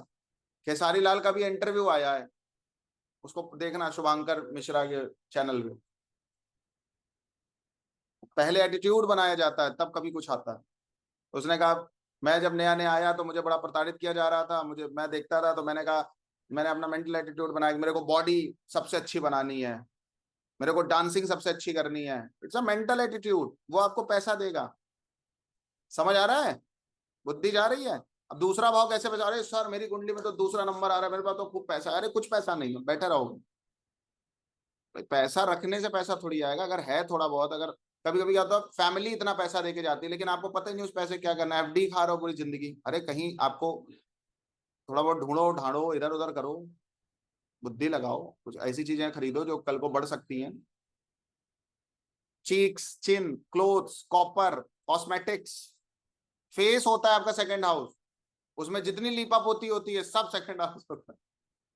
ठीक है, चाहे फाउंडेशन क्रीम हो, कुछ भी एक्सेट्रा, जितनी लीपा पोती होती है ना, वो सब सेकंड हाउस है। जिसमें फीमेल का सबसे ज्यादा पैसा खर्चा होता है और आदमी परेशान हो जाता है कि सर मेकअप किट बहुत महंगी आ रही है।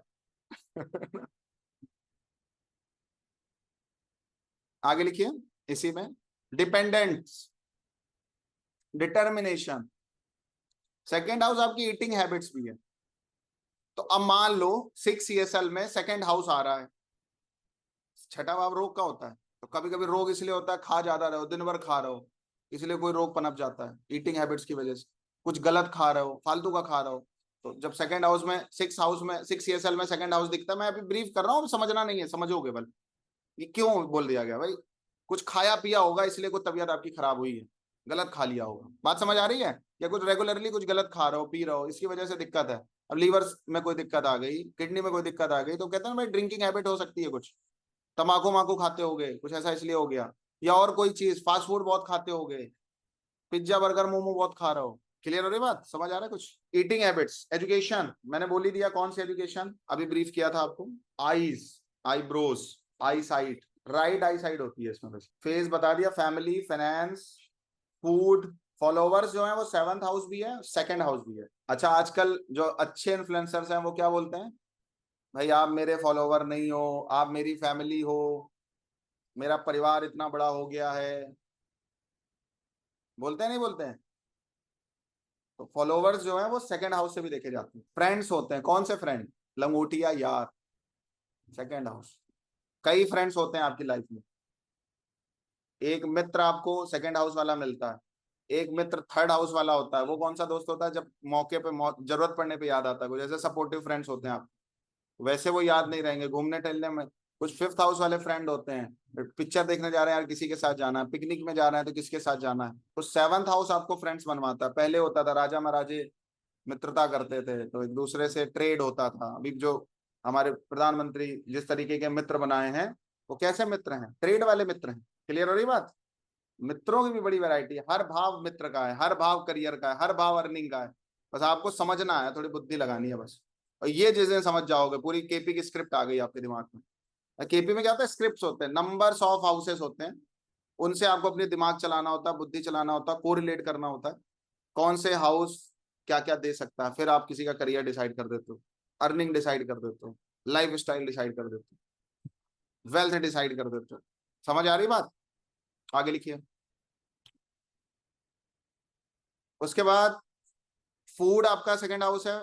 फ्रेंड्स, जेम्स, जिसको लाइफ बॉय साफ करता है कभी कभी, उसको जेम्स भी होता है। वैसे एक जेम्स एक शब्द है, GEMS, जेमस्टोन, गोल्ड, ग्रेन्स।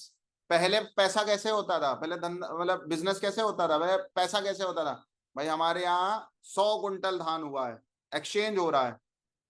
तो फूड भी तो वेल्थ होती है। लक्ष्मी दूसरा भाव भी है, कहा जाता है ऐसा, अष्टलक्ष्मी है। जिनके यहाँ खाने की कमी नहीं होती है, उनका उनके यहाँ भी लक्ष्मी की बहुत बड़ी कृपा है। 8 प्रकार की लक्ष्मी है जिनको श्री बोला जाता है। और हम आप लक्ष्मी के 1-2 प्रकार ही जानते हैं। जिनके यहाँ खाने की कमी नहीं है उन पर भी महालक्ष्मी की बहुत बड़ी कृपा है, माँ अन्नपूर्णा।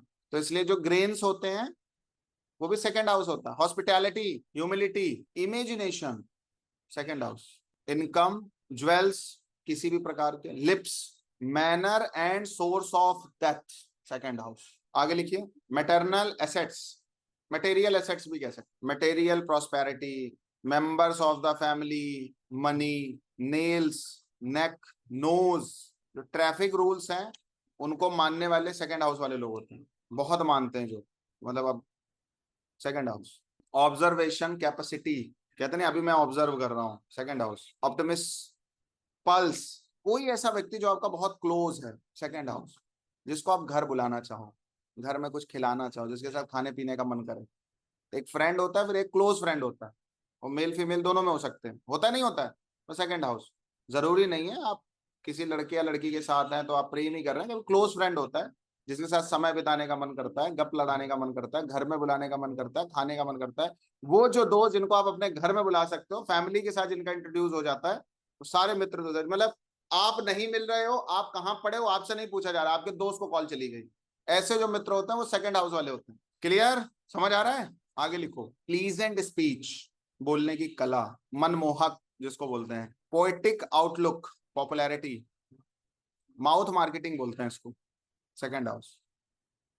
जिसके बारे में चर्चा हो वो सेकंड हाउस। इसलिए जब कभी मार्केटिंग का काउंसलिंग होता है या थर्ड हाउस में जब मार्केटिंग दिखाना हो, मतलब कोई पूछे भाई कैसी मार्केटिंग करें, तो सेकंड हाउस आ रहा हो तो भाई माउथ मार्केटिंग करो। फिर कैसे कहते हैं माउथ मार्केटिंग, आप देखो घर के बाहर आपके निकलते हैं, जब चुनाव की तैयारी होती है, गाड़ी में माइक वाइक लगा के, मार्केटिंग का फॉर्मेट है ना, स्पीकर लगा दिए, माइक लगा दिए, मार्केटिंग हो रही है। यात्रा कोई निकल रही है, भैया क्यों इतना साउंड बज रहा है, भैया यात्रा निकले, कांवर निकल रही है। मार्केटिंग सेकंड हाउस से कैसी होती है, चिल्ला के हो रही है, माउथ मार्केटिंग हो रही है। आप कहीं आप गए, आपने बोला कि भाई रिकमेंड कर दिया, माउथ मार्केटिंग हो रही है, अरे आप इनसे पढ़ लो, इनसे कुंडली दिखा लो, सेकंड हाउस। अब करियर में कभी दूसरे भाव का संबंध आता है तो रिकमेंडेशन में ही आदमी आगे बढ़ता है। अब दूसरे भाव से संबंधित बिजनेस तो कर ही सकता है, लेकिन प्रोग्रेस करनी है तो सेकंड हाउस को किस तरह से यूटिलाइज करोगे, ये इतनी चीजें आपके बहुत काम आएंगी आगे चल के। क्वालिटी ऑफ स्पीच, ठीक है। रिलीजियस बिलीव, बिलीव की बात हो रही, कुछ लोग पूजा पाठ करते हैं, मंदिर जाते हैं, बिलीव नहीं होता। बिलीव कब होगा, जब सेकंड हाउस आपका इनहेंस होगा। सेल परचेज ऑफ गुड्स, किसी के भी धर्म की कल्चर की रिस्पेक्ट करना या ट्रेडिशन की रिस्पेक्ट करना, सेकंड हाउस। अपने धर्म कल्चर भी इंक्लूड है। सेल्फ एक्वायर्ड वेल्थ भी सेकंड हाउस है। Self earning capacity, silver, speech organs, जितनी चीजें बोल सकती हैं, stocks and shares, teeth, ENT जो होता है ये इसी में आ जाता है, ठीक है। वर्डली प्रोफेशंस, जिनमें बोला जा सकता, बोलने वाले जितने प्रोफेशंस है, as like anchor, news reporter के लिए भी सेकंड हाउस चाहिए, ठीक है। कॉलेजेस में कौन होते हैं जो बहुत बोलते हैं, उनको क्या बोलते हैं इंग्लिश में, समझ आ गई बात। जिनका बोलने से संबंधित किसी भी प्रकार का काम है वो सब सेकंड हाउस है, और इसको मारक स्थान भी बोलते हैं। क्लियर। बाकी के हाउसेस आपको नेक्स्ट क्लास में कराएंगे, आज के लिए बस इतना। हाँ, सिंगर्स हो गए, और इंस्टीट्यूट्स में जो मतलब प्रोफेसर्स होते हैं जिनका पढ़ाने से संबंधित काम है, चिल्लाने बोलना जिनमें मस्ट है, कंपलसरी है, बिना बोले काम नहीं चलेगा, ठीक है, वो सब जो है वो सेकंड हाउस में। इनको थोड़ा सा समझिए, थोड़ा बहुत। लेक्चरर, यस, बहुत बड़ा, बहुत बढ़िया करण जी। लेक्चरर, लेक्चरर की जो पोस्ट है वो इसी में आती है। प्रोफेसर वैसे नाइन्थ हाउस है, नहीं। Motivational speaker fifth house, spiritual leader ninth house, yoga teacher, healer twelfth house, हाँ यस, वक्ता किसी भी प्रकार से। तो एंकर बोल दिया ना, उसमें सारा कवर हो गया किसी भी तरीके का। एस्ट्रोलॉजर कौन है, एट्थ हाउस, क्योंकि जितने दर्द में होते हैं, कष्ट में होते हैं, वही हमारे आपके पास आते हैं। लाइफ कोच भी नाइन्थ हाउस है, बताएंगे आगे। चलो हाथ उठाओ जरा, देखें कौन कौन है नए में, कुछ नए वाले उठाओ, तो चार लोगों से बात करेंगे, ज्यादा नहीं। प्रीति सिंह जी, कहाँ से आप, थोड़ा थोड़ा दो दो चार चार लोगों से बात कर लेंगे, हो जाएगा कवर। नमस्ते सर। नमस्ते, सर कहाँ से। मैं कोलकाता से हूँ। अरे, मैं कोलकाता से हूँ सर। तो कुछ एस्ट्रोलॉजी का प्रीवियस एक्सपीरियंस है आपका। बस अब हाथ ना उठाओ, हो गया वो बस बहुत। थोड़ा बहुत, थोड़ा बहुत। अच्छा, तो किस विजन विजन से मतलब ये कोर्स ज्वाइन किया आपने। अब मैं एग्जैक्टली आपको एक्सप्रेस तो नहीं कर पाऊंगी, बस अंदर से अच्छा, है ऐसा कुछ, कुछ बहुत भूख है अंदर से कि ज्ञान मिल जाए बहुत, बहुत थैंक यू। ऐसा ही मजा है आएगा बस। आपको, मजा आएगा, ठीक है। अमिता जी, आप कहाँ से हैं। नमस्कार सर, मैं बनारस से हूँ और अभी वर्तमान में भोपाल हूँ, बहुत मध्य बढ़िया, आपसे प्रदेश में। शायद उसमें बात हो चुकी है ना मेरी। जी सर, हाँ, वेबिनार में हुई थी बात उस समय, और इस समय एज अ एस्ट्रोलॉजर काम कर रही हूँ, एज अ वास्तु कंसल्टेंट काम कर रही हूँ सर। Very nice. केपी और सीखना कहाँ है पढ़ी हैं मुझे। आप, अगर बता सके तो बताइए। सर मैं बनारस से ही मेरी एजुकेशन हुई है। मैंने साइकोलॉजी में ऑनर्स बीएचयू से किया है, और उसके बाद वहीं से 91 बैच की पास आउट हूँ मैं बीएचयू से। Very nice. और उसके बाद मैंने एमएसडब्ल्यू किया था वहां से। और एस्ट्रोलॉजी मैंने सीखी है आईआईजी ज्योतिष संस्थान है फरीदाबाद में, वहीं से एस्ट्रोलॉजी भी सीखा है, वहीं से वास्तु का भी किया है। केपी बहुत हेल्प करेगा आपकी। सर इसीलिए मेरे को सीखना था कि जो पिन पॉइंट प्रेडिक्शंस है उसमें पाराशरी में बहुत घूमना पड़ता है, काफी कैलकुलेशंस हो जाती है, लेंदी प्रोसेस हो जाता है। यस, तो इसीलिए मैं सीखना चाह रही थी। और वैसे जैसे आपने बताया सर, एंकर और ये जो भाव के कैरेक्टरिस्टिक्स बताए आपने, मैं मध्य प्रदेश दूरदर्शन में 7 साल मैंने एज अ एंकर काम किया हुआ है। एक्चुअली मैं राइटर भी हूँ, 4 बुक्स पब्लिश हो चुकी हैं आप सबके आशीर्वाद से। तो उसमें भी लगी रही वहां हैं आप, मतलब थोड़ा सा मतलब उस तरह का है आपका, है अच्छा है, भगवान की कृपा है आपकी। Thank you sir. Thank you so much Amita ji. बताइए भाई, कैसे हो आप। ये थोड़ा सा कॉम्प्लिकेटेड, डाबा व्रता, ये कहाँ से हो भैया? साउथ आउट से हो कहीं? नहीं सर, वेस्ट बंगाल। कहाँ से? वेस्ट बंगाल, ओके। हाँ सर। तो अभी क्या कर रहे हो आप? सर मैं इलेक्ट्रिसिटी बोर्ड के अंदर काम करता हूँ और एस्ट्रोलॉजी में सर नया हूँ, कोई बात इंटरेस्ट है। ज्योतिषी आज का नहीं होता, आदि का होता है, ठीक है। तो नया वया कोई नहीं है, बस ये है कि मेरी यात्रा थोड़ी पहले प्रारंभ हो गई है और शायद आप सबके लिए भगवान ने पहले मेरी यात्रा कराई, फिर आपकी यात्रा हम मंगलमय कर पाएंगे, ठीक है। चलिए, all the best. Suhas Chandra ji, कैसे हैं आप? सुहास जी, वॉइस आ रही मेरी? हाँ, आ रही है, आ रही है। कैसे हैं आप? हाँ, ठीक हूँ। मैं महाराष्ट्र पूना से हूँ बहुत बढ़िया, बहुत अच्छी जगह से हैं आप। और मैं वैसे तो पंडित हूँ। 2009 में मैंने पराशरी किया था, लेकिन यही लोकल में किया था पूना में। उसके बाद में 2011 में केपी किया था, उसके बाद में केपी नहीं किया था, तो इसीलिए ज्वाइन किया है। बहुत बढ़िया, बहुत ऑल द बेस्ट। गगन काला जी, नेक्स्ट क्लास में आपको जो बाकी की चीजें बची कवर हो जाएंगी, हाउस कंप्लीट, ठीक है, चिंता ना करना। गुड बहुत इवनिंग सर। बढ़िया। जी गगन जी बताइए। हाँ जी, नमस्कार सर। मैं संगरूर से हूँ, पंजाब से। अच्छा अच्छा, हाँ क्या जी करती हैं आप? सर, पहले तो मैं प्राइमरी टीचर थी, स्कूल में जॉब करती थी, लेकिन मैंने छोड़ दी है। अभी हाउस वाइफ हूँ। अच्छा, तो अभी एस्ट्रोलॉजी में मतलब क्या आपका तो करियर? ऐसे ही आपके लेक्चर देख देख के यूट्यूब पे इंटरेस्ट आ गया। Okay, all the best. Sarita ji, आप कैसे हो? जी सर मैं जोधपुर राजस्थान से हूँ सर। Very nice. और बेसिक एस्ट्रोलॉजी का मैंने किया हुआ है सर, और अभी केपी वाला भी मैंने कहीं एडवांस वाला ज्वाइन कर रखा है सर। लेकिन जब आपका वीडियो देखे मैंने तो मुझे समझ में आया कि वो काफी नहीं है सर। आप जो यूट्यूब पे भी आपकी वीडियोस है वो बहुत ज्यादा एक्सप्लेनेटिव है, जो मैं कोर्स कर रही हूँ सर उसमें वो चीज नहीं है, इसलिए मैंने आपका ये ज्वाइन किया है सर। नहीं, देखिए सबका अपना पढ़ाने का तरीका है और सब अच्छा पढ़ाते हैं, मेरा तो ये मानना है। और कभी नहीं कभी क्या, सर, अच्छा है, डेफिनेटली अच्छा है, लेकिन जो ज्ञान आप दे रहे हैं ना, जितना डिस्क्रिप्टिव आपके वीडियोस मैंने जो देखे, तो इसलिए मुझे लगा कि मुझे एडिशनल ये भी साथ में करना चाहिए, ताकि मैं जब, क्योंकि मुझे बहुत ज्यादा इंटरेस्ट है तो मुझे लगता है मैं ये भी सीख लूं, ये भी सीख लूं, तो इसलिए सर।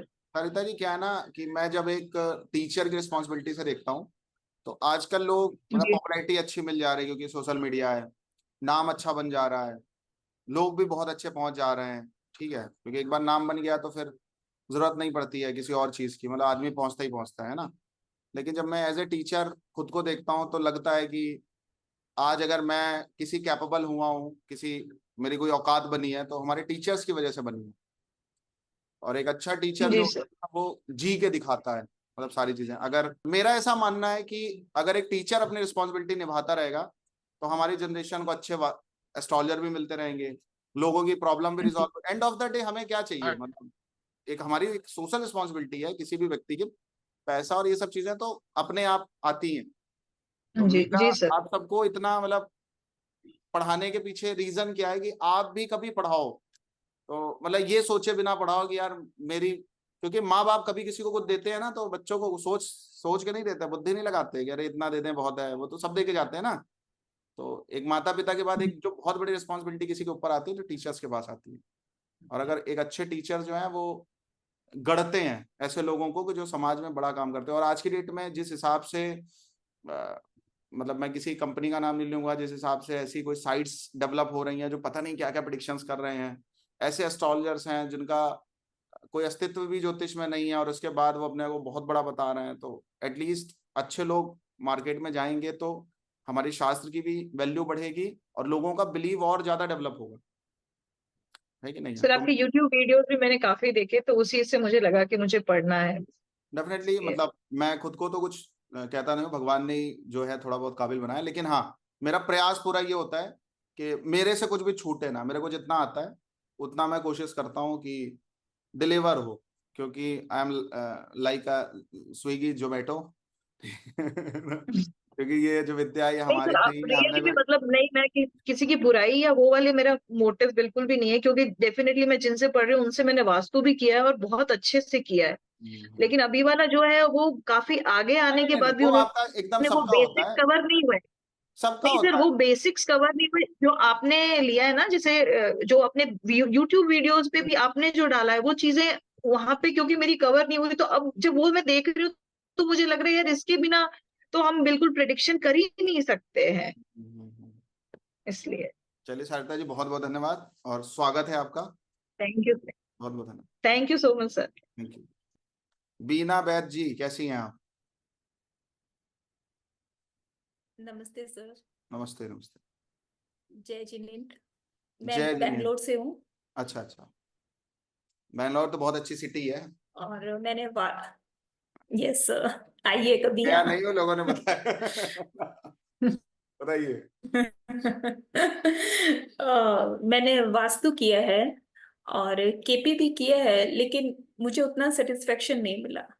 फिर आपके वीडियोस देखे तो मुझे लगा कि नहीं, आपसे मुझे सीखना है, मैं एक बात बता इसलिए देता फिर हूँ, मैंने और ये इसको थोड़ा केपी सा, आपका कोर्स इसको ज्वाइन थोड़ा सा किया है। मतलब ऐसे ही ले लेना, मतलब बहुत सीरियस होकर मत लेना, ठीक है? आप हमारे बैच में सेटिस्फाई हो जाओगे, और हमें लगता है बेसिक में इतने सेटिस्फाई हो जाओगे, एडवांस जाओ ना जाओ, क्योंकि बेसिक में ही हम आपको बहुत सेटिस्फाई कर देंगे, ठीक है? आपकी जो, इसीलिए आपका ये कोर्स ज्वाइन किया सर, तो आप लोग और की पराशरी भी विफलता है आपका ना ज्वाइन ज्योतिष किया को मैंने। लेके, वो मुझे लगता है वो भगवान भरोसे है, भगवान पार लगाएंगे, ठीक है? नियत अच्छी होनी यस चाहिए, सर। पढ़ने वाले की भी पढ़ाने वाले की, बाकी तो सब ईश्वर कर ही देता है कि सर नहीं? सुना इतना कि बोलते हैं कि मैं, अगर आपके 8th हाउस में केतु हो तो आपको ज्योतिष में जाना चाहिए। पता हाँ, नहीं, वो आप ज्यादा बेटर जानते हैं।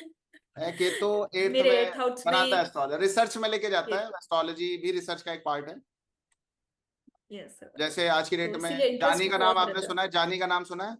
राइटर, वर्ल्ड क्लास राइटिंग कर रहा है है। सब। Saturn Ketu, SS Rajamouli, Saturn Ketu, जो भी लोग रिसर्च वर्क करते हैं उन सब के लिए केतु की इंपॉर्टेंस आ जाती है। तो आप ऐसी किसी विद्या में जा सकते हो जो रिसर्च वाली हो, जैसे एस्ट्रोलॉजी हो गई, उसमें से एक पार्ट है एस्ट्रोलॉजी भी। हमेशा सर। मतलब यस केतु सर, के मेरे को शनि, इंटरेस्ट भी है वास्तु, एस्ट्रोलॉजी, ये सब। ठीक है? तो इस बात का बहुत ध्यान रखना, एस्ट्रोलॉजी पढ़ने के बाद करना क्या है, ये थोड़ा सा ऑब्जर्व करिए, बहुत बड़ी फील्ड है ये। केवल एक दो चार चीजें हम लोग जानते हैं देख देख के, बात समझ? राइट। दो चार छह चीजें जानते हैं केवल, और बहुत बड़ा विषय है। अरे आप में से कोई बुक्स लिख सकता है, फ्री हो तो और भी तमाम काम है करने के लिए। मेरे पास तो किसी ऐसी फीमेल्स पढ़ती हैं जिनके घर में कोई काम नहीं, वो ऐसे ही पढ़ रही हैं, उनका मन लगा रहता है। ठीक है, स्ट्रेस रिलीफर, मतलब पेन किलर बोल दे रहे हैं एस्ट्रोलॉजर आजकल की, कोई कुछ नहीं समझ में आया, ज्योतिष पढ़ लो, ठीक है? दर्द दूर हो जाएंगे, तुम्हारे जीवन के कष्ट दूर हो जाएंगे, है ना? यस सर, ऐसा बहुत सुना है अभी आशा पॉडकास्ट यूटिलाइज हो में जाएगी, अच्छी कि बात है। लेकिन मुझे लगता है कि अगर कोई व्यक्ति इंजीनियरिंग कर रहा है या कोई कुछ कर रहा है, अगर उस फील्ड में रिसर्च वर्क करेगा, 8th हाउस रिसर्च वर्क, ये मतलब थोड़ी ब्रीफ किसी को देख के ही बोली है आप में से, कि मतलब खुद को तराशना, कोई एक तो अपने को पहले तलाशिए, फिर तराशिए, मतलब हम कहाँ फिट बैठ रहे हैं, तो कुछ बड़ा करिए, ठीक है? मनोज मुदगल जी, कैसे हैं आप? कहाँ से हो भाई, कहाँ राम से हो? राम जी। राम राम। मैं हरियाणा से हूँ जी। अरे वाह, हरियाणा का नाम भी ले रहे थे, बहुत बढ़िया। मुदगल उदगल हरियाणा से क्या झज्जर कुछ लेके जिले से। चलते हो हाथ में? हम्म, किस में आते हैं ये लोग? आप मैं जी। किस में आते हो, किस कौन सा सरनेम में आता है क्या जी? ये सरनेम आपका? किस में, जाटो वाटो में आता है, किस में आता है? नहीं नहीं सर, गौड़ ब्राह्मण। अच्छा अच्छा, बहुत बढ़िया। हाँ, गौड़ ब्राह्मण। एस्ट्रोलॉजी में सूत्र कैसे इंटरेस्ट कात्यायन। है? एस्ट्रोलॉजी में कैसे इंटरेस्ट है आपको? जी वैसे हम कास्ट से ब्राह्मण हैं, तो कर्म भी ब्राह्मण का है, पूजा पाठ करते हैं। बहुत बढ़िया, बहुत बढ़िया, बहुत ऑल द बेस्ट 10 ब्रदर। साल से कर्म कांड। अरे कर्म कांड वाले तो सारा उन्हीं के ऊपर तो दायित्व है। त्रिकाल संध्या करने वाले हैं गुरु जी। अरे वाह, क्या बात है, त्रिकाल संध्या करते हो? जी जी। बहुत बढ़िया। और कम है, कम है डेली बहुत। 7 साल से डेली रुद्राभिषेक चल रहे हैं। बड़ी बात है। तो ऑल द आपकी कृपा से मैंने तो सुनो। हमारी कृपा कहाँ है भाई, हमारी कृपा काम कर रही होती तो हम सब कुछ बना देते अभी मंत्र मार के। गुरु महाराज की कृपा से एक दिन आपका वीडियो देखा था, तो मैंने 60 के 60 वो 63 वीडियो हो चुके हैं अब तो, भृगुनंदी नाड़ी के आपके, ऑल द तो बेस्ट। सारे देख चुका मैं। अच्छा, तो इसलिए मैंने, हाँ